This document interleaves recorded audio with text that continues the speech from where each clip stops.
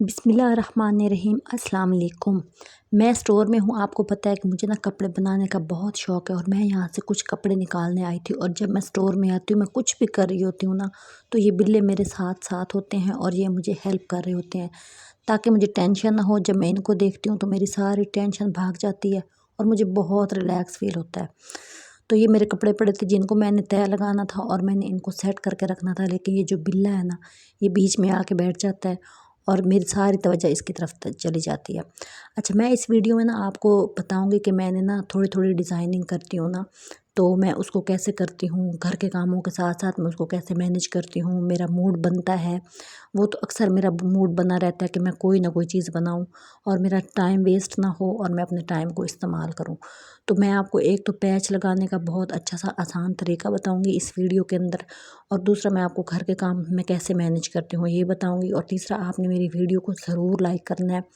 आप मुझे सपोर्ट करें, मेरे चैनल को ज़रूर सब्सक्राइब करें, क्योंकि आप लोगों का एक क्लिक होता है और किसी की ज़िंदगी संवर सकती है एक क्लिक से। तो यहाँ मैं कपड़े कलेक्ट कर रही थी और मैं जो है ना कोशिश कर रही थी कि मैं जो है ना कुछ नया बनाऊँ ना, कुछ डिफरेंट सा कलर। मैंने एक कलर जो है ना वो कपड़ा मैंने उठाया है और मैंने उसकी डिज़ाइनिंग करनी है। तो मैं ना पैच लगाने के लिए ना इसको लगा रही थी और मैंने सोचा कि मैं आपको बताऊं। जब मैं पहले पैच लगाती थी ना, मुझे बिल्कुल तरीका नहीं आता था, तो मैं इसको बिल्कुल पैच को और कपड़े को ना बिल्कुल एक साथ किनारे पर रखती थी और मेरा जो कपड़ा है ना, उसकी जो तारें होती थी ना, वो बाहर निकल आती थी और मुझे पता ही नहीं चलता था। फिर मैंने कपड़े को एक उंगली के फासले पे ना पैच को रखा कपड़े से, तो मेरा बहुत अच्छा पैच लगना शुरू हो गया ना और मुझे बहुत अच्छा लगता था ये वाला तरीका। तो मैंने सोचा मैं आपको भी बताती हूँ। और मैंने ये वाला तरीका मतलब कि जो हमारा पैच होता है ना, उसका जो कॉर्नर होता है, पहले मैं उसको उठा के ना सीधा का सीधा रख के ना तो सिलाई लगा लेती होती थी। लेकिन ये तरीका बहुत रफ़ लुक आती थी ना कपड़े के ऊपर, बिल्कुल भी अच्छा नहीं लग रहा होता था। गौर से देखें ना तो आपका जो पैच होता है ना, इसका जो किनारा होता है वो हमेशा रफ़ सा होता है। तो उसकी वजह ये होती है कि हमने उसको अंदर फ़ोल्ड करके लगाना होता है, जिसकी वजह से हमारे जो कपड़े की लुक है ना वो बहुत नाइस आती है और ऐसे लगता है कि किसी एक्सपर्ट टेलर ने सिया हुआ है इसको ना। तो ये वाला तरीका मैंने जब इसको मैंने अपनाया है तो मेरी जो है ना पैच का बहुत अच्छा और सफाई से लग जाता है। तो आप भी अगर कपड़े बनाती हैं, आपको शौक़ है अपनी डिज़ाइनिंग करने का, तो आप ये वाला तरीका ज़रूर अपनाएं और फिर लगा के मुझे बताएं कि आपको कितना अच्छा पैच लगाना आ जाएगा और आपको टेलर के पास जाने की ज़रूरत नहीं पड़ेगी, क्योंकि 1000 रुपये और 1500 रुपये आम सूट की सिलाई हो चुकी है और हम जैसे लोग इतनी सिलाई अफोर्ड नहीं कर सकते। तो इसलिए ज़रूरी है कि अपनी डिज़ाइनिंग को है ना आप एक तो इसका शौक़ अपना पूरा करने के लिए प्रैक्टिस करें, जैसे कि मैंने अपनी वीडियो में बताया था कि आपने सीधी सिलाइयाँ लगानी है। अब देखें मैं पैच लगा रही हूँ तो इसमें स्ट्रेट आपकी लाइन आ रही है और इसमें आपको कोई ज़्यादा मेहनत करने की ज़रूरत नहीं होती। और ये जो स्टिचिंग होती है ना, इसमें होती ही सीधी सिलाइयाँ ज़्यादा है और ये वाली टिप इतनी कारआमद है कि आप प्रैक्टिस करें, स्ट्रेट आप सिलाइयाँ लगाने की प्रैक्टिस करें, तो आपको जो है ना ये वाली स्टिचिंग आ जाएगी और आपको बहुत अच्छा लगेगा और आपको मज़ा आएगा। तो ये वाला पैच मैंने लगाया है, तो मैं ऐसा करती हूँ कि थोड़े थोड़े जो है ना मैं कपड़े बनाती हूँ। ज़्यादा मतलब कि एक दिन में एक जोड़ा मेरे से नहीं बन रहा होता, तो मैं डेली जो है ना थोड़ा थोड़ा करके करती हूँ, तो फिर मेरे से ना वो आराम से कंप्लीट हो जाता है। अब मैं फाइनल सिलाई लगा रही हूँ और पहले जैसे ये कपड़ा पड़ा है ना, मैं इसी के ऊपर लाइन लगा देती होती थी, लेकिन आपको मैंने बताया कि जो इसका कॉर्नर होता है, इसका किनारा होता है, आपने इसको फोल्ड करना होता है, तो आपकी जो पैच होता है वो बहुत नीट लगता है, क्योंकि जो कॉर्नर इसका किनारा होता है वो बहुत रफली बना हुआ होता है और इसको हमने अंदर फोल्ड करना होता है। और पहले मुझे ये बात पता नहीं होती थी और मैं ऐसे ही डायरेक्ट उठा के लगा देती थी, तो मेरे से बहुत मतलब कि मुझे बहुत गंदा फील हो रहा होता कि डर्टी डर्टी सी लुक आ रही होती थी। तो ये चीज़ जो है ना मैंने अपने लिए मतलब मैं खुद से सोचती हूँ कि मुझे इसको कैसे कैसे बेहतर करना है।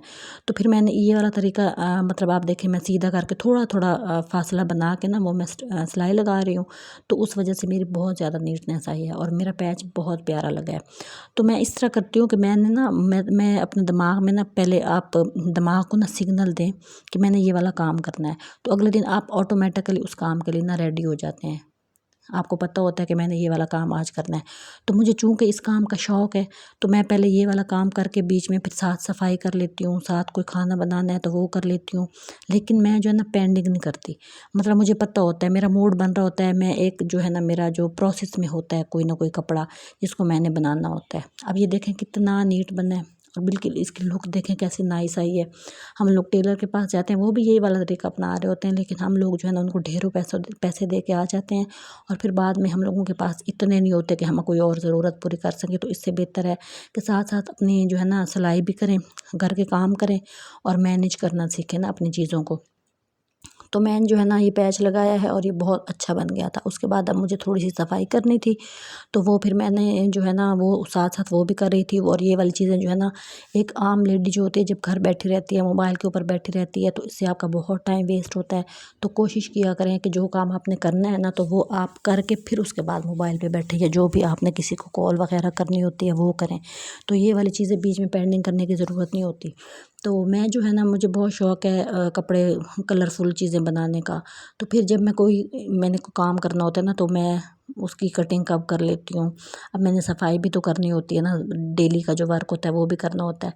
तो मैं एक दिन पहले रात को इशा की नमाज़ पढ़ के ना, तो मैं ऐसा काम करती हूँ जो मुझे दूसरे दिन मतलब कि करना होता है। जैसे कि अब ये कटिंग है, आपके पास अगर कपड़े की कटिंग हुई पड़ी होती है ना, तो आपको फिर स्टिच करना आसान हो जाता है। मैं क्या करती हूँ, मैं धागा वो लगा के ना, जिस कलर का मेरा जोड़ा होता है वो रख लेती हूँ मतलब मशीन रेडी है, कटिंग करके रख लेती हूँ। जो जैसे कि अब सफाई कर ली, बीच में टाइम मिला है, एक पैच लगा लिया, फिर उसके बाद खाना बना लिया, फिर बीच में टाइम मिला दूसरा पैच लगा लिया, फिर इसी तरह कर करके थोड़ा थोड़ा कभी गले की तैयारी, फिर कभी तरपाई कर ली। तो इस तरह करके काम मैं बीच में मैनेज करती हूँ। ये वाला काम भी हो रहा होता है और वो वाला काम भी हो रहा होता है, और इस तरह मुझे पता भी नहीं चल रहा होता, मेरे ऊपर कोई बर्डन नहीं होता और मेरे कपड़े रेडी हो जाते हैं। और यकीन करें, 1500 रुपये 1200 रुपये मतलब जो घर में दर्जन है ना, वो ले रही होती है जोड़े का ना। तो हम वो चले हम लोग थोड़े से पैसे निकाल के तो अपने जोड़े ले लेते हैं। तो उसके बाद जब हम स्टिचिंग कर रहे होते हैं तो हमें बहुत एक्स्ट्रा डबल मज़ा आ रहा होता है। और फिर हम लोग मैं पहन के चेक कर रही होती हूँ, बाजुओं की फिटिंग, फिर गले का साइज़, हर चीज़। तो फिर हर चीज़ मेरे मुकाबिल बनती है जैसे कि मैं चाहती हूँ, परफेक्ट। तो फिर मुझे ज़रा भी नहीं होता कि दर्जन के पास जाओ शिकायत लगाने कि तुमने इतना मतलब कि कमीज़ जो है ना वो शॉर्ट रख दी, फिटिंग अच्छी नहीं आ रही, बाजू का साइज़ ठीक नहीं है और पैच गलत लगा है, धागा नहीं मैच कर रहा, बहुत बातें होती हैं। तो वो फिर मुझे नहीं करनी पड़ती और इन चीज़ों से मैं बच जाती हूँ। तो आप भी मेरे तरीके पे चलें, अपनी स्टिचिंग खुद करना शुरू करें, घर के कामों को मैनेज करें और अपनी डिज़ाइनिंग खुद करें। क्योंकि मुझे ज़्यादा जो है ना ऊट पटांग डिज़ाइनिंग वैसे भी नहीं पसंद, मुझे सिंपल अच्छी डिज़ाइनिंग पसंद है और वो मैं खुद कर लेती हूँ। तो मैंने भी ऐसे स्टिचिंग सीखी है, सीधी सिलाइयाँ लगा लगा के। आप भी लगाएं, अपने आप को बेहतर करें, बजाय इसके कि हम लोग कपड़े लेके बैठे होते हैं शॉपर भर के और उसके बाद हमें ये नहीं समझ आ रही होती इनकी सिलाई कहाँ से लेनी है। दर्जन के पास जाओ नखरे। और जब भी आप किसी भी अच्छे टेलर के पास जाते हैं ना, वो आपकी चीज़ें ख़राब ज़रूर करता है। ये वाली चीज़ बहुत अहम है। और आपको जब आप खुद कर रहे होते हैं ना, आप एक हफ़्ता भी लगाते हैं तो आपकी चीज़ परफेक्ट बनती है और फिर वो आपको जो खुशी देती है ना, वो किसी चीज़ में भी नहीं होती। क्योंकि जब आप जो चीज़ दर्जी को दे के आते होते हैं ना, आपके माइंड ने जो इमेजिन किया होता है, वो जब वापस आती है ना बन के, वो बिल्कुल भी वैसी नहीं होती जैसे आप चाह रहे होते हैं। तो आपके दिमाग के अंदर जो फिर बिजली चमकती है ना, वो तड़-तड़ करती है। तो वो उससे बेहतर है कि आप खुद ही काम करें और अपने काम पे ना जो भरोसा रखें। और वीडियो को लाइक करें, चैनल को सब्सक्राइब करें, मुझे सपोर्ट करें जैसे मैं खुद को कर रही होती हूँ।